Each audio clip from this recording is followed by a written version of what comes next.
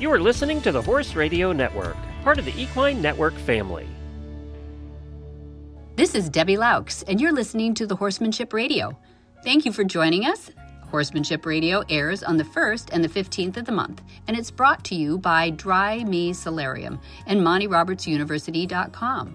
Today, we sit down with Monty and Pat Roberts, my parents, who have been in the horse business their entire marriage since 1956. That's 70 years at this recording. I consider them an unmatched duo in the starting, training, and performance of horses across several disciplines.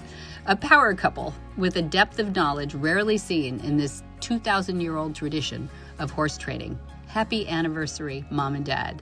Listen in. Well, I have the privilege of sitting down with a couple that have been married for how many years now, Mom? It will, next week, be 70 years. Next week, 70 years. Do you remember the anniversary? No. You're always supposed to say yes. I remember what the anniversary means to me. That's even more important. And what my life has been because of the anniversary, which is unbelievably positive in my mind for me and this crazy life of mine. Mm-hmm. I wanted to bring you in here before. For our listeners who have been with the podcast a long time or want to go into the search engine of the podcast, you can look up a really fun conversation that we had with John and Georgia Weister with Monty and Pat, sitting around the kitchen table talking about team pinning. And that was great to hear, going back to the 1970s and 80s, how team pinning was first formed. And I want to say it out loud here. It did not start in Italy. It did not start in other places in the world. It's really fun. So I thought I'd get you guys together because we were talking about pieces of equipment, horse equipment, tack.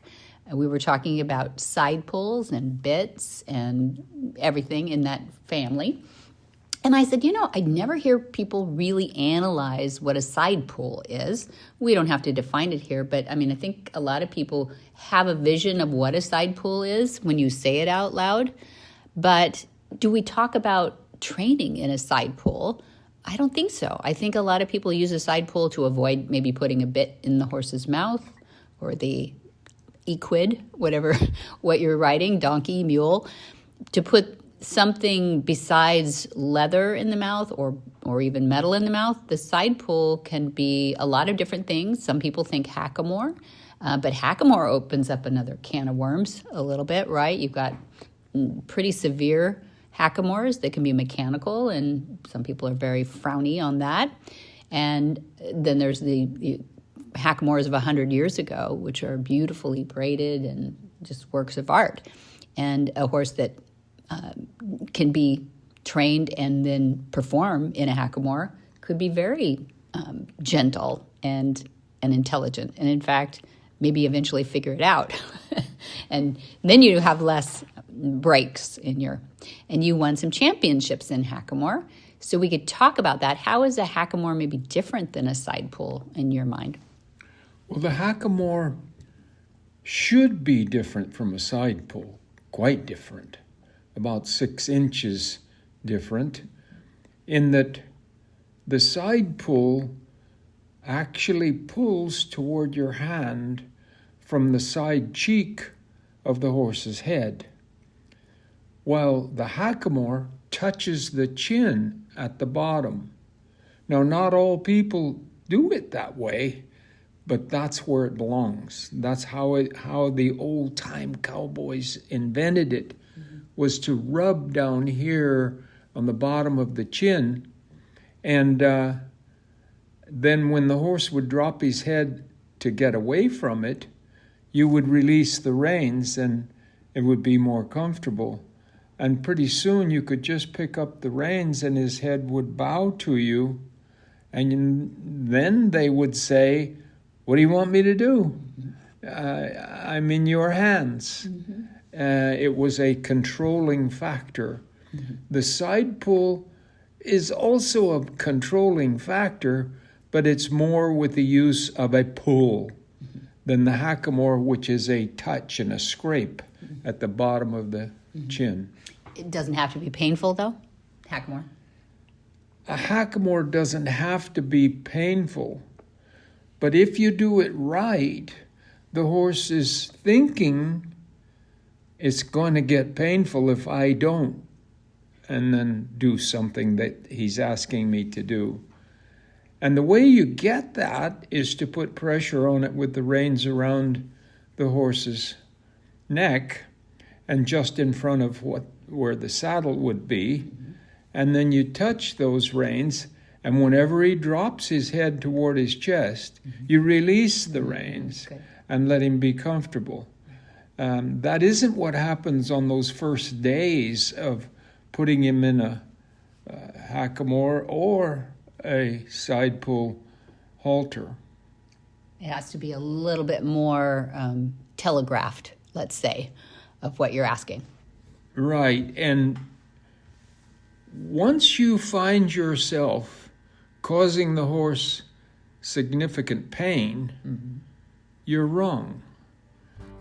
You know, here at the Monty Roberts International Learning Center, we're always experimenting with ways to help horses feel their best, because a comfortable horse is a thinking horse. One of the tools we've added to our daily program is the Drimee Solarium, and we've loved what it does for the horses.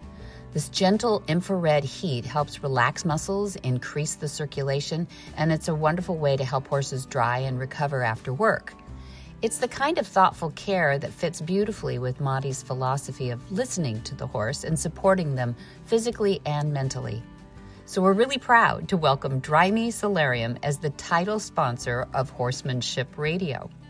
If you'd like to learn more about how these systems support horse well-being, visit DrimeeUSA.com. That's DRIMEEUSA.com.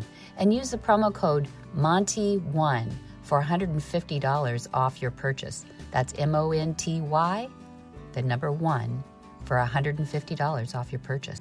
If you've ever watched my dad, Monty Roberts, work with a horse, you know how powerful a gentle approach could be. At the Equus Online University, we share that with you, hundreds of lessons on building trust, lowering fear, and communicating with horses in a way that truly honors them. We keep adding new video lessons every week because the journey of learning never stops.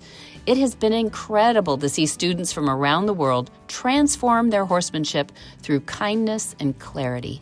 I'd love for you to join us at MontyRobertsUniversity.com and experience it for yourself.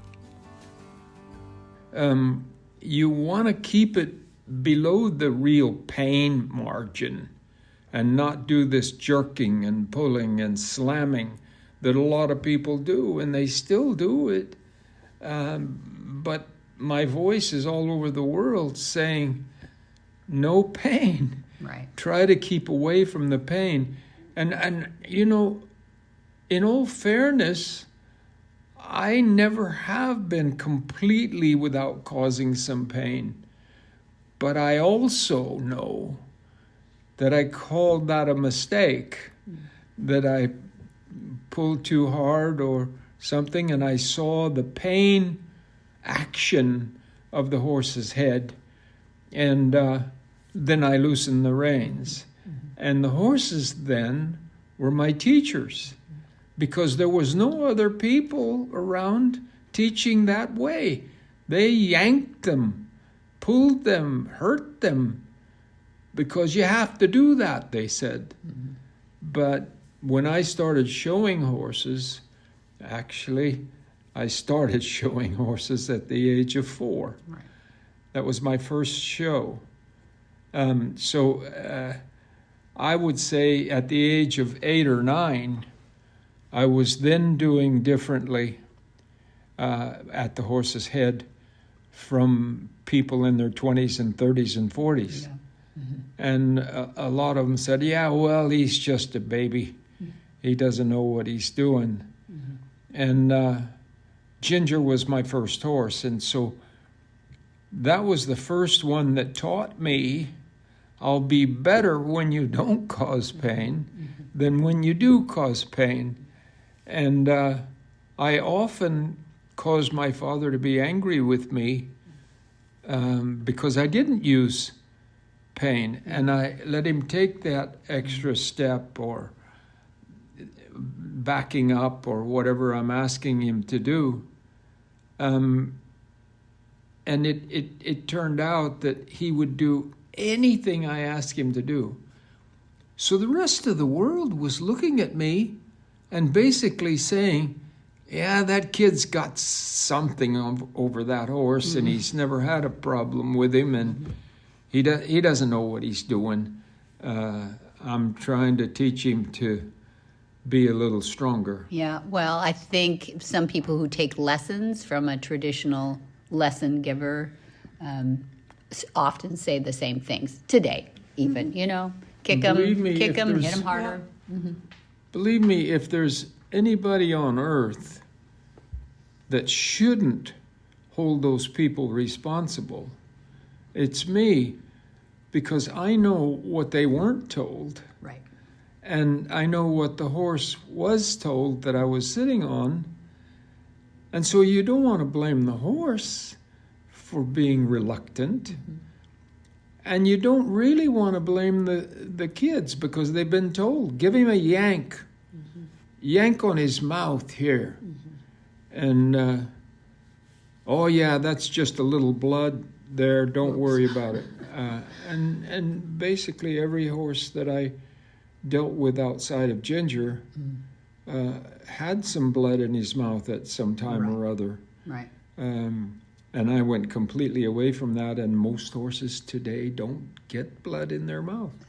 Exactly. I mean, I think now we're at least self-conscious enough to know that can't be good, and you get dinged. Here's where the judges come in again. You get dinged if you have those troubles in your performance too. Yeah. Mom said something interesting earlier about, when we were talking earlier, about side pulls being a great way to get your horse top line, get him in form too. So tell me about that.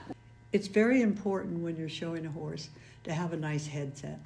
And one of the greatest tools that there is for head setting without being on the back of a horse is to use the side pull.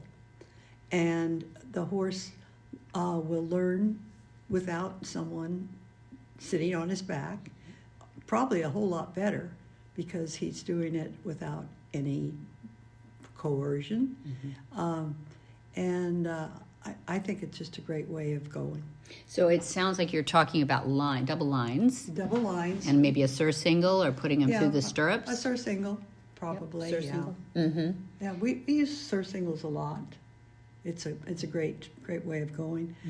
I mean, I think it's really important that that you have taken us over the years through very simple baby steps of getting a young horse started finally to saddle. But there are so many steps. So to the person who says, I don't start my horses till they're 4 or 5, there's certain breeds, certain people. And there's so much you can do. I always make it akin to, if you want to learn a language, do you want to learn when you're really young, or do you want to learn it later, when you know so much? No, you want to know some of those basic muscle memories early if you can. Maybe you even start with a 2-year-old and you throw some long lines on, like you're saying, Mom, and a side pull and a surcingle, and you throw them back out in the pasture for a couple of years. Yeah. Are you ahead of the game at that point? I was sitting on horses and asking them to give to my hands with the touch of my fingers on the reins. And they did it. Why did they do it? Because as soon as they did it, I relaxed the reins. Reward. And it's reward. And so that's not really violence. But it's a form of touchy pain where then you make it more comfortable, and suddenly you get on them and you pick up the reins and they go where the reins tell them to go. And so I started showing horses in junior classes at the age of 5 and 6 and 7 years of age. And later on, clear out to New York, to the Madison Square Garden, where I won the World Championship in every conceivable section of horsemanship that they could ask you for. And we're sitting in this room with the buckle that I won. That's right. Called it Horse Mastership. Horse Mastership was the name of the class. And the one I won is on this wall with a big buckle, and it's the last one they ever had. That's right. Because there were too many trainers there that said, "What is this? He's got some fake thing that he does to make him do this I guess thing." that's what you say when you don't understand how to do it. But yeah. But one thing that's interesting in this conversation too is Western pleasure, or a pleasure horse. It's been contorted quite a bit since I was a kid, for sure, and then Mom, when you showed too. But let's just suffice it to say that you were a multi championship winner in the pleasure classes on Julia's doll. How many trophies do you think you achieved? How many are in that garage over there? I don't know. There's 50 or more, I guess. 50. Yeah. 50 or more. Yeah. And it's a lot of that is about headstands. Absolutely, headset. Headset, Yes, sorry. it is. There's no question about it. Nowadays, when you watch a pleasure class, to me, it's not watching pleasure. For me, it's false headset. And I don't know what they do to get a horse to go along, shuffling along like they're rolling marbles on the ground. But that's what it looks like to me. But back in the days when I was showing pleasure horses, Julia's doll and a few others, we had just a normal, natural headset. You had a good roll to the pole. You brought the nose down, Right. but you didn't hold it tight. It was a give and take, and that's one place where the side pull would come in. You could do a lot of your work on the ground with the side pull and the long lines, and it's a shame that they have gone so far with horses because it's so unnatural. Yeah. And it was a beautiful thing to watch the pleasure horses go back in the 70s, 80s, 90s, and what it's gone to these days is just, it's really sad. Is it a pendulum swing? Do you think it'll go back? I don't know. I really don't, because they've kept this marble rolling headset for a long time now. And when you watch the horse, they don't have a natural gait. It's like they've created a gait where they maybe gallop in front and shuffle behind, or vice versa. It's just so unnatural looking, isn't it, Monty? Yes, it is unnatural. But I think what you have to do is look back at how they rode their horses before you ever started to ride and before I was showing horses. And those horses that were in competition before we rode would never win a nickel. No. Today. After going through all the things that we went through in the early days of our marriage, which was 1956, and all through the last part of last century, we brought nonviolence to the front. It's a tough world. It's a 2,000-year-old tradition, horse training and lesson giving and all that. So we have a lot embedded in there. We have a lot cooked into the cake at this point, right? Like some industries are very new, and you can say or try to do anything you want. With horses, we go through a lot of filters. So if this episode accomplishes anything, it gives you all license, you listeners, license to say what you want done with your horse or not, and don't have to listen just to the old lesson givers that don't have the tools to take violence out of the training. Seek out another trainer who might agree with your textbook, Dad, From My Hands to Yours. They might agree with the dually halter, which is more like a side pull. You can put clip-on reins on it and use it like a side pull. Allow your brain to open up and assert yourself for how you want to live with your horse and how you want to be trained, I would say. Yeah, that's so true. And the thing is that those people that wanted it to stay the way it was slid downward. Right. And we're winning less and less and less. Yeah. And when you take a horse in to train for those people and you beat him up, you might make him do whatever it is that you're asking him to do. But he won't look like he wants to do it. He will look like he's too afraid not to do it. And that has become non-winner rather than winner. Absolutely. It always reminds me of Mom when she's taking a picture of our family there's a horse in the picture. She always worried about the horse's ears and the attitude of the horse before us, I think, right? We could be caught with, turning around, but... But the horse's ears had to be pointed and forward. It had to be perfect. That made the horse smile, right? It's exactly the same. Alert. And that's what I look for when I see progress in horse training. And you don't see that in those poor little horses that shuffle around the ring these days. No, they don't look very happy. It's very, very sad, actually. Yeah. Thank you. Thank you both for contributing to this. I think we'll get some listeners who are happy with what you said, and maybe they'll explore it if they've never even thought about it before. So thanks for joining us. Yeah, I consider it a gift to me that God decided the world to take me on and go to places like Africa and even Iceland, Australia, New Zealand. And I loved it. I loved every minute of it because the horses suddenly were doing what I asked them to do and looking like they liked it. Exactly. And that has been the key to horses that win and horses that lose now.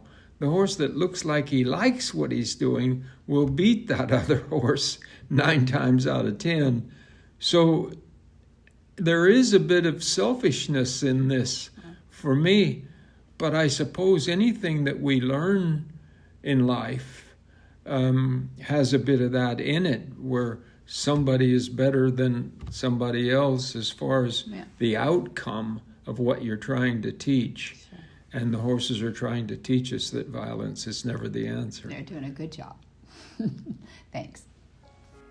We are grateful that this episode is brought to you by our title sponsor, Drimee Solarium, helping horses feel their best with therapeutic infrared technology trusted by professional barns around the world. Visit DrimeeUSA.com and use the promo code Monty1 for $150 off your purchase. And by our show sponsor, MontyRobertsUniversity.com, the most comprehensive place anywhere to learn Monty Roberts' concepts and methods of nonviolent horsemanship. For details about today's show, go to HorsemanshipRadio.com, where you can find links and photos and more information about our guests. We love connecting with our listeners, so please follow us on Facebook under facebook.com/Monty Roberts, and Instagram.com/Monty_Roberts. Be sure to visit all the other great shows on the Horse Radio Network at horseradionetwork.com. Until next time, have many happy horse hours.